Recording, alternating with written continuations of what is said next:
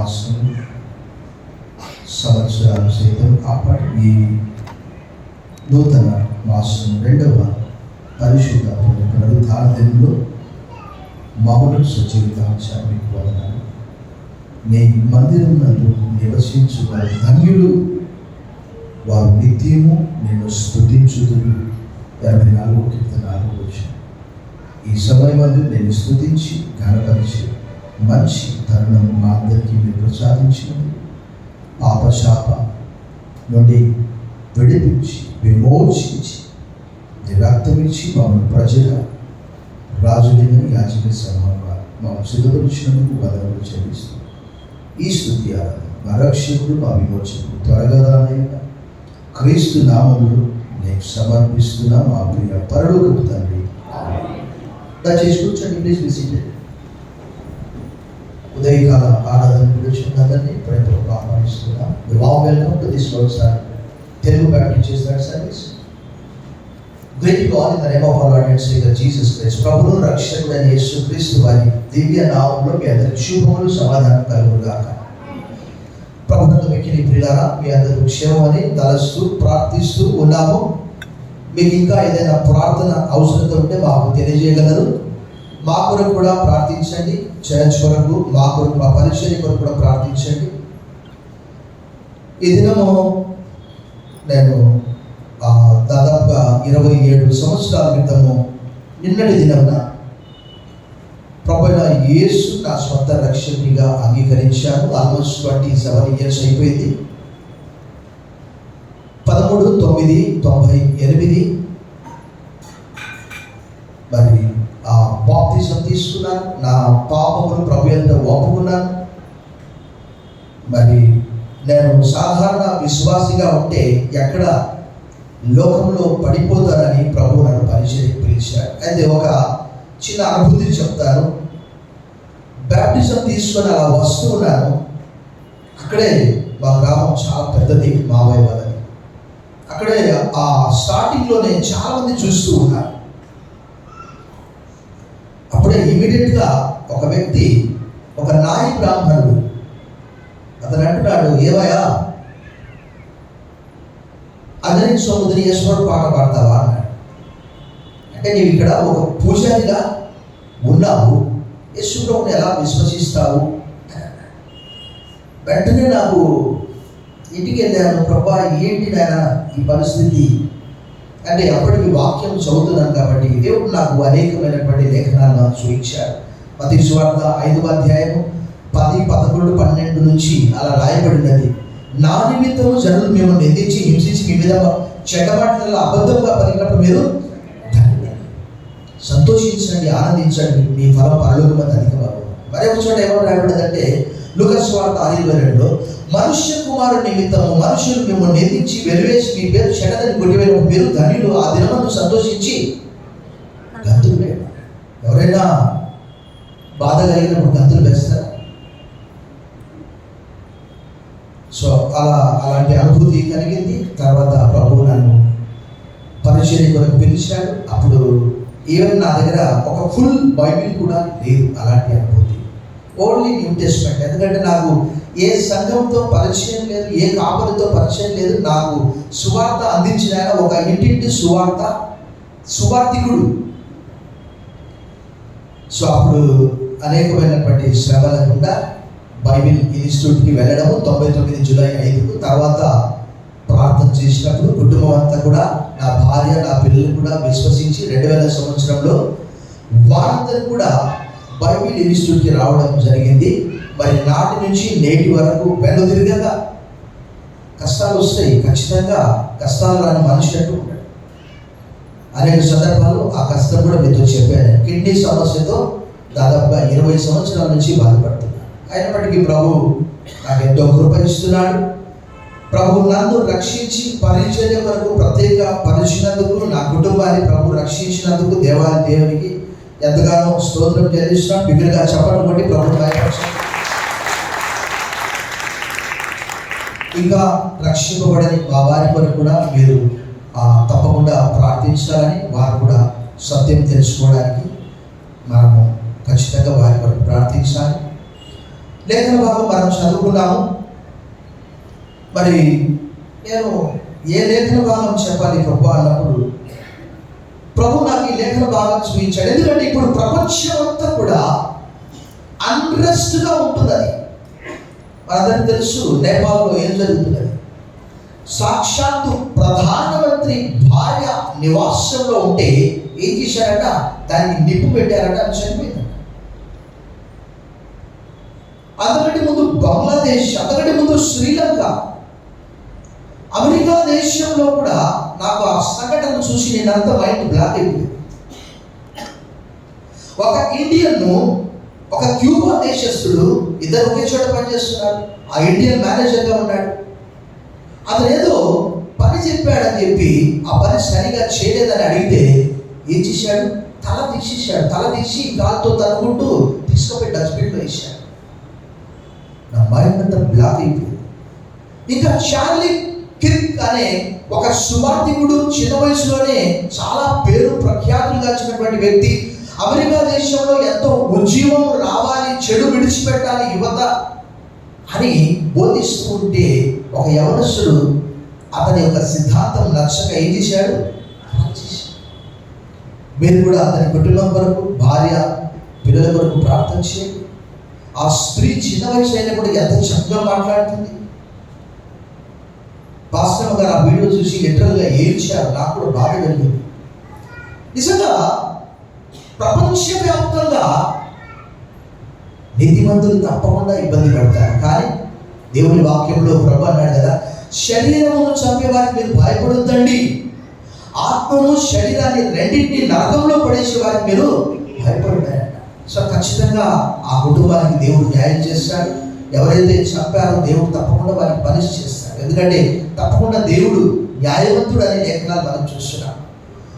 So ఇప్పుడు ప్రపంచ వ్యాప్తంగా భారతదేశం అనే కాదు, నేపాల్ అనే కాదు, శ్రీలంక అనే కాదు, బంగ్లాదేశ్ అని కాదు, అమెరికా అని కాదు, ఎటు చూసినా భారతదేశంలో కూడా తలలు తీసేసేది ఎక్కువైపోయింది. ఆ వార్తలు వెంటనే, అందుకే నేను మీకు చెప్తున్నాను ప్రత్యేకంగా, మీరు లేవగానే వార్తలు కానీ న్యూస్ పేపర్ కానీ చూడొద్దండి. కొన్నిసార్లు షాక్ గురయ్యే అవకాశం కూడా ఉంది. ఎందుకంటే నేను అంత మైండ్ బ్లాక్ అయిపోయింది. అలాంటి సమయంలో దేవుని వాక్యం మనం కొద్ది సమయం మీద మనం చదవండి. ఒకసారి గ్రంథము 26 యెషయా గ్రంథం మనం చదువుకున్నాం కదా లేఖన భాగము. ఆ దినమున యూదా దేశంలో జనులు ఈ కీర్తన పాడుదురు, బలమైన పట్టణం ఒకటి మనకున్నది, రక్షణ దానికి ప్రాకారములుగాను బురుజులుగాను నియమించున్నాడు, సత్యమును ఆచరించు నీతిగల జనం ప్రవేశించిన ద్వారం తీయుడి. 3వ వచనం అందరం కలిసి చదువుకుందాం. ఎవరి మనస్సు నీ మీద ఆనుకొనో వారిని పూర్ణ శాంతి గల వారిగా కాపాడదు, ఏదైనా అతడు ఎంతో విశ్వాసం ఉంచి ఉన్నాడు. ఈ లేఖన బాగానే చదివినప్పుడు మనకు జాగ్రత్తగా యెషయా గ్రంథము మనకు ఒక అద్భుతమైన, అమోఘమైన, ఆశ్చర్యకరమైనటువంటి నిరీక్షణ ఇస్తూ ఉన్నది. 1000 సంవత్సరాల పరిపాలన. ఆ దినము లేక ఆ దినము అనే మాట ఇక్కడ 40 సార్లు యెషయా గ్రంథంలో రాయబడి ఉన్నది. 24, 25, 26, 27 అధ్యాయంలో దాదాపుగా సిమిలర్గా ఇలాంటి విషయాలే ఉంటున్నవి. దేవుని ప్రజలు శ్రమ పడుతున్నారు, ఇబ్బందులు పాలవుతున్నారు. భయంకరమైనటువంటి శ్రమల్లో దేవుడు వారికి వాక్యం ఇస్తూ ఉన్నాడు. కొన్నిసార్లు వ్యక్తిగతంగా కుటుంబాల్లో కూడా అశాంతి, అసమాధానము, నెమ్మది లేనటువంటి పరిస్థితి ఉన్నది. కానీ ఇక్కడ దేవుడు మనకు వ్యక్తిగతంగా, నీకు నాకు, ప్రతి ఒక్కరికి కూడా ఎవరి మనస్సు నీ మీద ఆనుకున్న వాడిని ఎలాగ పర్ఫెక్ట్ పీస్ అనే మాట ఆంగ్లంలో రాయాలి. ఎందుకు అంటే దేవుడు అన్నాడు యాహ్వే అంటే I am who I am, నేను ఉన్నవాడను అనువాడను. దేవుని వాక్యం అంతా కూడా జాగ్రత్తగా గమనించినప్పుడు పరిస్థితులు ఎలా ఉన్నప్పటికీ ఆ పరిస్థితులను మన కొరకు దేవుడు అనుకూలంగా మార్చే దేవుడు. దేవుని వాక్యంలో అనేక చోట్ల ఆ సంఘటన మనం చూస్తున్నాం. ఇశ్రాయేలు ప్రజలు శ్రమలో ఉంటున్నారు. ఆ శ్రమను దేవుడు అదే 26వ అధ్యాయంలో మనం చూడండి, అక్కడ 26వ అధ్యాయం 12వ వచనం చూడండి. యెహోవా నీవు మాకు సమాధానము స్థిరపరుచుదువు, నిజముగా నీవు మా పక్షముల నుండి మా పనులన్నిటినీ. నిజంగా ఇశ్రాయేలు ప్రజలు నెమ్మది లేని పరిస్థితిలో ఉంటున్నారు. మనము కూడా అనేకమైన విషయాల్లో ఏంటి ప్రభావ ప్రపంచం ఇలా మారిపోతూ ఉన్నది. నెల్లూరులో కూడా ఈ దినం ఒక యువతి పోస్టల్ కాలనీలో ఒక ప్రేమికుడు పిలిచి చంపేశాడు. ఆ వార్త వినని రోజంటూ అలాంటివన్నీ విన్నప్పుడు బయటికి వెళ్ళాలా వద్దా? కానీ దేవుని వాక్యము సెలవిస్తున్నది, ద పర్ఫెక్ట్ పీస్, పూర్ణమైనటువంటి శాంతి ఎవరిని మనస్సు నీ మీద ఆనుకున్నో వాడిని ఎలాగట పూర్ణ శాంతి గలవానిగా నువ్వు కాపాడు. ఎందుకనగా అతడు లేక ఆమె బైబిల్ అంతట్లో అమోఘమైనటువంటి లేఖనాలు. చూడండి 28వ అధ్యాయంలో ఒక మంచి లేఖన భాగం రాయబడ్డది. యెషయా గ్రంథం 28:16వ వచనం చూడండి. ప్రభువు యెహోవా ఇలాగ సీయోనులో పునాదిగా రాతిని వేసిన వాడని, అది పరిశోధింపబడిన రాయి, అమూల్యమైన తలరాయి, బహు స్థిరమైన పునాది అయిన మూలరాయి ఉన్నది. విశ్వసించువాడు ఏమైనా మెన్ను విరిగి మేనపడ్డ పర్వాలేదు. భక్తుడు అంటాడు, దేవుడు మనకు ఆశ్రయమును దుర్గంగా ఉన్నాడు. ఆపత్కాలంలో ఆయన నమ్ముకునదగిన సహాయకుడు. కాబట్టి భూమి మార్పు చెందినను, నడి సముద్రమున పర్వతములు మునిగని మనము భయపడమైనటువంటి. అదే 62వ కీర్తనలో కూడా మంచి మాట రాబడి చూడండి. 62:8 చూడండి ఒకసారి. 62వ కీర్తన 8వ వచనం చూడండి. జనులారా ఎల్లప్పుడూ ఆయన యందు నమ్మిక ఉంచుడి, ఆయన సన్నిధిని మీ హృదయంలో. దేవుడు మనకు ఇశ్రాయేలు ప్రజలు ఎంతో శ్రమంలో ఉంటున్నారు. భయంకర. యాక్చువల్గా యెషయా గ్రంథంలో యెషయా ప్రవక్త చాలా చక్కగా నెత్తి నోరు మత్తుకొని గట్టిగా అరుస్తాడు, అయ్యా దేవుడి మాట వినండి, దేవుడి మాట వినండి. వాడు అంటారు, మేము వినగాక వినము. అప్పుడు 70 సంవత్సరాలు దేవుడు చాలా ప్రవచనం చెప్తాడు యెషయా ద్వారా. ఖచ్చితంగా ఆ ముందు అధ్యాయంలో అవన్నీ కూడా రాయబడినాయి. 70 years. కానీ తర్వాత ఆ బబులోనుకు దేవుడు తీర్పు తీర్చి ఆ బబులోను అంతా కూడా ఏం చేశాడు తెలుసా? పెంట కుప్పగా మార్చివేశాడు. ఎవరైతే వీరిని ఇబ్బందుల పాలు చేశారు వారందరికీ కూడా శిక్ష విధించాడు. ఇక్కడ రాయబడ్డ చూడండి, వారు అంటున్నారు 26వ అధ్యాయంలో వారు చెప్తున్నారు, ఏమని చెప్తున్నారంటే 11వ వచనంలో, యెహోవా మా దేవా నీవు గాక వేరు ప్రభువులు మమ్మను ఇప్పుడు నిన్ను బట్టి నీ నామమును. వారికి కలిగినటువంటి శ్రమను బట్టి, అసమాధానాన్ని బట్టి, అశాంతిని బట్టి ఇద్దరు ఇశ్రాయేలీయులు కలిసినప్పుడు ఏమంటారు తెలుసా? ఎప్పుడైనా షలోమ్ అంటారు. షలోమ్ అంటే ఏంటి? సమాధానం, పీస్. యేసు ప్రభువు కూడా ఈ లోకంలో ఉన్నప్పుడు శిష్యులతో అనేకమైనటువంటి మాటలు చెప్పాడు. పీస్ అంటూ యు అన్నాడు. యోహాను సువార్త 20:20 మీకు సమాధానం కలుగును గాక అన్నాడు. ఎందుకంటే యేసు ప్రభువు చనిపోయి సమాధి చేయబడి అక్కడ వారందరూ కూడా గందరగోళంలో ఉంటున్నారు. ఏం చేయాలో, ఎటు పారిపోవాలి. వారు గదిలో ఉన్నప్పుడు ప్రభు యోహాను సువార్త 20:20 ఒకసారి చూడండి. 20:20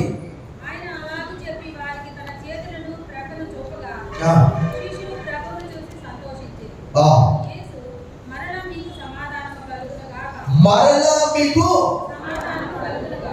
ఎందుకు అంటే వారు ఎంతో ఆందోళనలో ఉంటూ ఉన్నారు. ఏమైపోతుందో ప్రభువు లేడిగా భయంతో బిక్కుబిక్కుమనుకుంటూ 19వ వచనంలో రాయబడ్డది. ఆదివారం సాయంకాలం శిష్యులు యూదులకు భయపడి తాము కూడి ఉన్న ఇంటి తలుపులు మూసుకొని ఉండగా యేసు వచ్చి మధ్య నిలిచి మీకు సమాధానము కలుగును గాక. అది కొంతమందికి దానికి సమాధానం ఎందుకుందో తెలుసా? ఆదాము ఏదేను తోటలో చేసినటువంటి తప్పిదాన్ని బట్టి దేవుడు ఆయన్ని పిలిచినప్పుడు, ఆదామా నువ్వు ఎక్కడున్నావంటే ఏమన్నాడు? నీ స్వరం విని నేను భయపడి. ఆటోమేటిక్గా దేవుని వాక్యంలో రాయబడి. అయితే ఆ సమాధానం రావాలంటే దేవునితో సమాధాన పడాలి. కీర్తనాకారుడు మనం చూస్తున్నాం, ఇక్కడ ప్రపంచ దేశాలన్నీ కూడా దేవునికి వ్యతిరేకంగా పన్నాగం పత్తు ఉన్నట్టు 2వ కీర్తనలో కీర్తనకారుడు అంటాడు, అన్ని జనులు ఎలా గలత్తు చేస్తున్నారు, జనములు ఎలా వ్యర్థమైన దాన్ని తలచున్నవి, వారి కట్లు తెంపుదము రండి, వారి పాశ్యము మన ఎదురుని పారవేదం రండి అని చెప్పుకోవచ్చు. భూరాజులు యెహోవాకు ఆయన అభిషిక్తుని విరోధంగా ఆలోచన చేస్తున్నారు. ఏదైతే ఏకీభవించి ఆలోచన చేస్తున్నారట. ప్రభు అంటున్నాడు 6వ వచనంలో, నా పరిశుద్ధ పర్వతమైన సియోను మీద ఈజిప్ట్ పోతుంది, బబులోన్ పోతుంది, అష్షూరు పోతుంది, అన్ని పోతాయి. చివరికి ఈ యెరూషలేము అనే పట్టణము ప్రపంచ దేశాలకు, ప్రపంచ దేశ మత రాజకీయాలకు రాబోయే దినాల్లో కేంద్ర బిందువుగా మారనైంటున్నది. బిగ్గరగా చెప్పడం బట్టి ప్రభువు భయపరచండి. మీరు రాసి పెట్టుకోండి, ఫలాని పాస్టర్ గారు ఈ విధంగా చెప్పారు, ఇది నిజమా కాదా? ప్రపంచ దేశాలన్నీ కూడా యెరూషలేము వైపు చూసే ఒక మంచి దినం వస్తున్నది. ఆ దినం దేవుని వాక్యంలో రాయబడినది. యేసుక్రీస్తు వారు పరిపాలన చేస్తూ ఉన్నారు. అక్కడ చూడండి 2వ కీర్తనలో ఆయన పరిపాలన కూడా మనకు కనిపిస్తుంది. చూడండి అక్కడ 2వ కీర్తన 9వ వచనంలో మనం చూస్తాం, ఎలుప దండముతో నీవు వారిని నలగగొట్టెదవు, కుండను పగలగొట్టినట్టు వారిని. ఆయన వచ్చి ప్రపంచ దేశాలన్నింటినీ కూడా పరిపాలిస్తాడు అనే మాట మనం చూస్తున్నాం. ఈ ఇశ్రాయేలు ప్రజలు ఆ గడియ కొరకు, అందుకే ఆ దినము, ఇది యాక్చువల్గా ఒక పాట. ఇది అనేక చోట్ల 5వ అధ్యాయంలో కూడా పాట రాయబడ్డది, అంతకంటే ముందు అధ్యాయంలో కూడా పాట రాయబడ్డది. అనేక చోట్ల కూడా ఆ 27వ అధ్యాయంలో కూడా ఆ పాటను గురించి రాయబడి ఉన్నది. చూడండి అక్కడ 27వ అధ్యాయంలో దేవుడు ఏం చెప్తున్నాడు? 2వ వచనం చూడండి అక్కడ, ఆ దినమున మనోహరమైన ఒక ద్రాక్షవనం ఉండును. దాని గురించి 3వ వచనం, యెహోవా అను నేను దాన్ని కాపు చేయుచున్నాను, ప్రతి నిమిషంలో నేను దానికి నీరు కట్టుచున్నాను, ఎవడును దాని మీదకి రాకున్నట్లు దివారాత్రం దాన్ని. అక్కడ మనం చదువుకున్నటువంటి 26వ అధ్యాయంలో ఆ బలమైనటువంటి పట్టణము ఏది అంటే అది పరలోక పట్టణము, భూలోకంలో యెరూషలేమునకు సాదృశ్యంగా ఉన్నది. దానికి రక్షణను ప్రాకారములుగాను బురుజులుగాను ఆయన నియమించాడు. అంటే దేవుడు కంచె వేస్తే, చూడండి ఒకసారి యెషయా 60వ అధ్యాయంలో దేవుడు ఏం చెప్తాడు? యెషయా 60వ అధ్యాయం చూడండి ఒకసారి. యెషయా 60వ అధ్యాయము 18వ వచనం చూడండి. ఇకను నీ దేశంలో బలాత్కారం అనే మాట వినబడదు, నీ సరిహద్దులలోగా పాడు అను మాట కానీ నాశనం అనే మాట కానీ వినబడదు. రక్షణే నీకు ప్రాకారములను, ప్రఖ్యాతి నీ గుమ్మములని నీవు. ఇది 1000 సంవత్సరాల పరిపాలనలో జరగబోయే విషయాలన్నీ కూడా యెషయా గ్రంథంలో రాయబడ్డది. ఇది మనకు ఒక రోజులో అర్థం కాదు. నేను 27 సంవత్సరాల నుంచి ఈ గ్రంథము పఠిస్తూనే ఉన్నాను. కానీ ఇప్పటి వరకు అర్థం చేసుకుంది చాలా స్వల్పం. ఎందుకంటే గొప్ప గొప్ప భక్తులే అర్థం చేసుకోలేకపోయారు. ప్రభునందు మిక్కిలి ప్రియులారా, నీ మనస్సు ఎవరి మీద ఆనుకున్నది? భక్తుడు సొలొమోను భక్తుడు ఒక చక్కటి మాట అంటాడు. చూడండి అక్కడ సామెతల గ్రంథము 3వ అధ్యాయంలో కొన్ని మాటలు మనం చదువుదాం.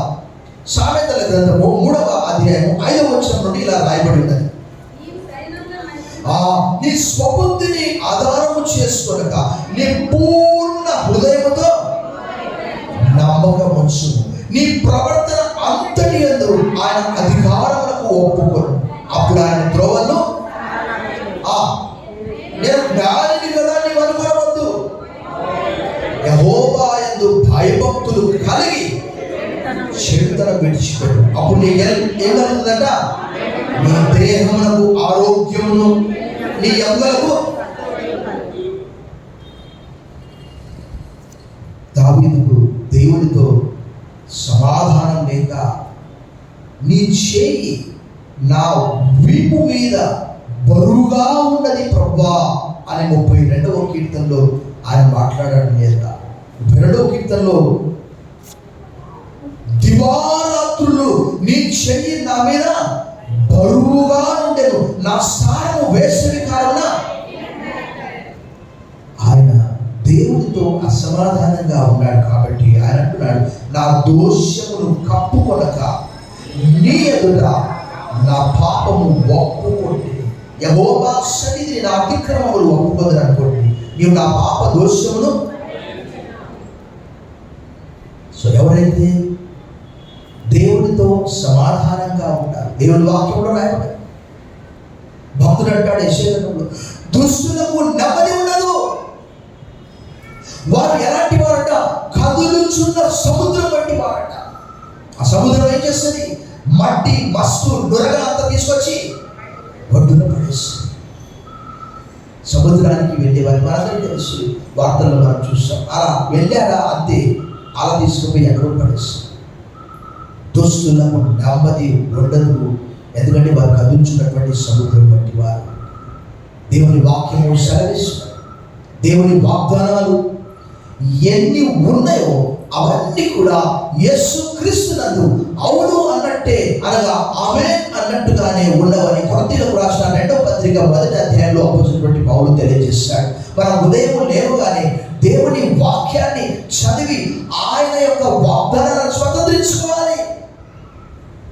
ఒకవేళ మనం 4 న్యూస్ పేపర్లు చదవచ్చు, కానీ 4 న్యూస్ పేపర్ల బదులు 4 సువార్తలు చదివితే జరగలేని విషయాలన్నీ కూడా మత్తయి సువార్త 24, మార్కు 13, లూకా 21లో ప్రభు ఖచ్చితంగా చెప్పాడు, ఇవన్నీ జరగలేనివి. కానీ మీరు కలవరపడకూడి అని చెప్పాడు. ఎందుకంటే ప్రభు ఏమన్నాడు? ఇదిగో యుగ సమాప్తి వరకు సదాకాలం మీతో కూడా ఉన్నాను అన్నాడు. ఇశ్రాయేలుతో కూడా ఆయన చెప్పినటువంటి మాట, నిమిషం మాత్రమే నిన్ను విసర్జించింది, గొప్ప వాత్సల్యంతో సమకూర్చింది. వారు అనుకున్నారు దేవుడు మమ్మల్ని మర్చిపోయాడు, విడిచిపెట్టాడు. ప్రభు అన్నాడు, నేను ఏమాత్రం విడువను ఎడబాయను. దేవుని లేఖనాలు తెలియజేస్తున్నాయి, నీ ధర్మశాస్త్రమును ప్రేమించు వారికి ఎంతో నెమ్మది కలదు. వారు తూలి తొట్టిన కారణం ఏమి? Great peace have those who love your law. Nothing can make them stumble. నీ హృదయంలో నెమ్మది లేదా, శాంతి లేదా, సమాధానం లేదా? యెషయా గ్రంథం 26వ అధ్యాయం 4వ వచనం మనం చూసాం. Book of Isaiah chapter 26 verse 4. యెహోవాయే నిత్యాశ్రయ దుర్గము, యుగ యుగములు యెహోవాను. ఎప్పటి వరకంట? ఎవరైనా ఒక యుగము నేను ఉంటాను అని చెప్తాను. దేవుని దృష్టికి 90వ కీర్తనలో, పేతురు రాసిన 1వ పత్రికలో, 2వ పత్రికలో భక్తులు ఏమంటాడు? ఆయన దృష్టికి 1000 సంవత్సరాలు కూడా ఎలా ఉన్నాయట? గడిచిన నిన్నటి దినం వలె ఉన్నదట. అంటే ఇప్పుడు యేసు ప్రభువు వారు వచ్చిపోయి ఎన్ని సంవత్సరాలు అయింది చెప్పండి? 2 రోజులు అంతే. దేవుని క్యాలెండర్లో గడియారం వేరు, పరలోక గడియారం వేరు, భూలోక గడియారం వేరు. మన గడియారం మనం చూసుకుంటాం, కానీ దేవుని గడియారం ఆయన చూస్తూ ఉన్నాడు. ప్రభునందు మిగిలి ప్రియులారా, ఈ ఉదయకాలం ఆ రోజు ఇశ్రాయేలు ప్రజలు 24వ అధ్యాయం నుండి 25, 26, 27 ఈ అధ్యాయాలన్నింటిలో వారికి ఒక గొప్ప నిరీక్షణ ఉంటున్నది. ఒకవేళ మన జీవితంలో అశాంతి, అసమాధానం ఉన్నప్పుడు ప్రభు అంటున్నాడు, శాంతిని కనుగరించి వెళుచున్నాను, నా శాంతిని కనుగరించి వెళుచున్నాను. లోకం ఇచ్చినట్టుగా కాదు, మీ హృదయములను కలవరపడనీయకుడి, వెరవనీయకుడి. Let not trouble your heart. You believe in God, also believe in me. I give my peace unto you. ఈ మధ్యాహ్న సమయంలో మన జీవితంలో జరిగే ప్రతిదీ కూడా దేవుని వాక్యము తెలియజేస్తుంది. రోమా 8:28 దేవుని ప్రేమించు వారికి అనగా తన సంకల్ప చొప్పున పిలువబడిన వారికి మేలు కలుగుటకై సమస్తము సమకూడి జరుగుచున్నవి.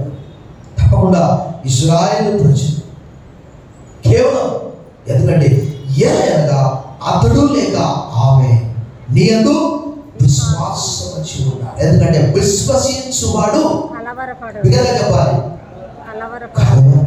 సమస్య ఏదైనప్పటికీ, సమస్య పెద్దదైనప్పటికీ, సమస్య చిన్నదైనప్పటికీ, ఆ రోజు ఇశ్రాయేలు ప్రజలు కూడా నిర్గమకాండం 14వ అధ్యాయంలో అలా వెళ్ళే సమయంలో వారి ముందు ఏమున్నది? ఎర్ర సముద్రం ఉంది. వారి వెనక ఏమున్నది? ఫరో సైన్యం. ప్రభు అన్నాడు, ఊరుగా నిలుచుండి చూడండి. Be still and watch. మన దేవుని వాక్యంలో రాయబడింది కదా, ఆ రాయి ఎలాంటి రాయి? పెద్ద రాయి, అమోఘమైన రాయి, అమూల్యమైనటువంటి రాయి. ఆ రాయి యేసు రాయి. ఆ రాయి చాలా పెద్దగా ఉన్న దేవుని వాక్యంలో రాయబడింది. దానియేలు గ్రంథం 2వ అధ్యాయంలో ఆ రాయి గురించి రాయబడింది. ఆ రాయి ఎవరో కాదు, ఆయన సాక్షాత్ యేసు ప్రభువు. ఉదయ కాలము మన జీవితాలు ఈ ఆధునిక దినాల్లో మనం చూస్తున్నాం, అనేకమైనటువంటి వార్తలు వింటున్నాం, కలవరపడుతున్నాం. బట్ ప్రభు అంటున్నాడు, పౌలు కూడా ఫిలిప్పీయులకు రాసిన పత్రికలో మనం ఒక లేఖన భాగం చదువుతాం. 4వ అధ్యాయం 8వ వచనం మనం చదువుతాం.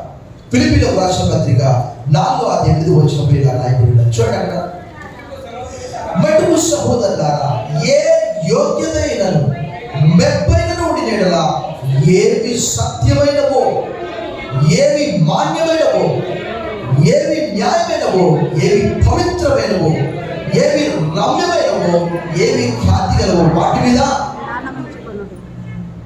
ప్రభు మనకే స్వేచ్ఛ ఇచ్చాడు. వాక్యంలో రాయబడింది, ఎవరి మనస్సు నీ మీద అనుకున్నావు వారిని పూర్ణ శాంతి గల వారిగా కాపాడు. ఏదైనా అతడు లేక ఆమెను యందు విశ్వాసించు. యెహోవాయే నిత్యాశ్రయదుర్గము, యుగ యుగములు యెహోవా నమ్ముకోనండి.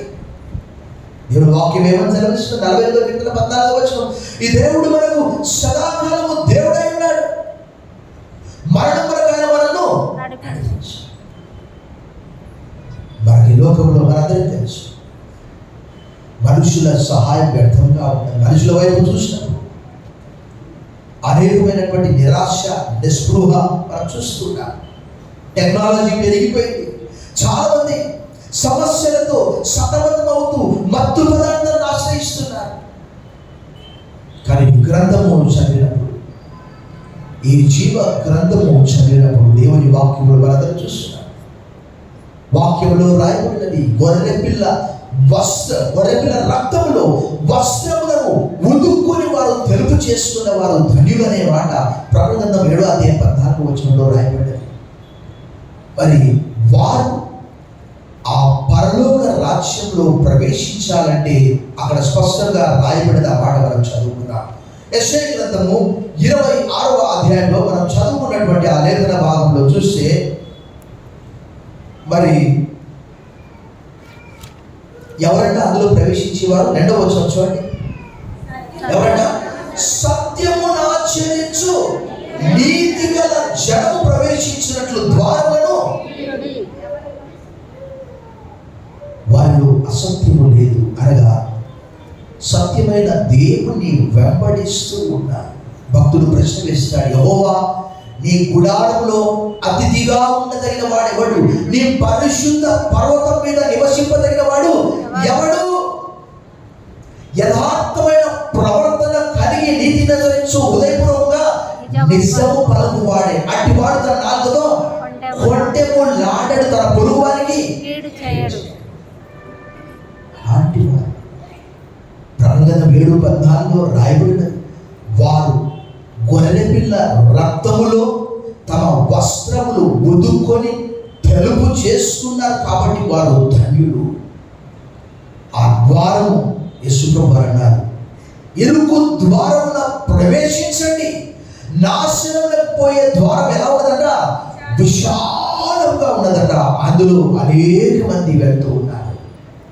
మరి మనము ఇక్కడ స్పష్టంగా రాయబడినది, ఆ 1000 సంవత్సరాల పరిపాలనలో అక్కడ వారికి పూర్ణమైనటువంటి శాంతి, సమాధానము, నెమ్మది. ఎందుకంటే యుగ యుగములు ఆయనే దేవుడిగా ఉంటున్నాడు. ఈ ఉదయకాలం ఇంకా ఒకవేళ దేవుడితో నీవు సమాధాన పడలేదా, దేవుడికి నీవు ఇంకా దూరంగా ఉన్నావా, కీర్తనకారుడు అంటున్నాడు, ఎవరి దోషములు, ఎవరి పాపములు క్షమించబడ్డాయో వారు ధన్యులని మాట. అంటే సంతోషంగా ఉంటారు.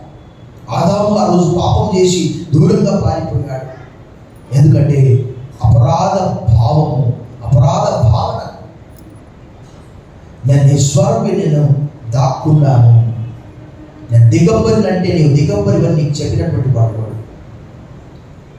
అప్పుడు ఆ పాపం ఈ లోకంలో వచ్చింది. అప్పటి నుంచి దేవునికి దూరం అయిపోయి భయంకరమైనటువంటి పాపంలో, శాపంలో జీవిస్తున్నారు. కానీ ఈ లేఖనము ఒక అమోఘమైన, అద్భుతమైన మోడర్న్ టెక్నాలజీలో మనకు ఎన్ని ఉన్నప్పటికీ కూడా ప్రభు అంటున్నాడు, ఎవరి మనస్సు నీ మీద ఆనుకున్నో వారిని పూర్ణ శాంతి గల వారిగా కాపాడు. ఏలయనగా అతడు లేక ఆమెని యందు విశ్వాసం ఉంచి ఉన్నారు. యెహోవాయే నిత్యాశ్రయ దుర్గము, యుగ యుగములు యెహోవాను నమ్ముకొనుడి. తను వచ్చి ప్రార్థన చేశాం. సర్వశక్తి గల దేవా, ఈ అన్రెస్ట్ దినాల్లో మేము ఉంటున్నాం. ఎటు చూసిన యుద్ధములు, కరువులు, వరదలు, భూకంపాలు జరుగుతున్నాయి. కానీ లేఖనం తెలియజేస్తుంది,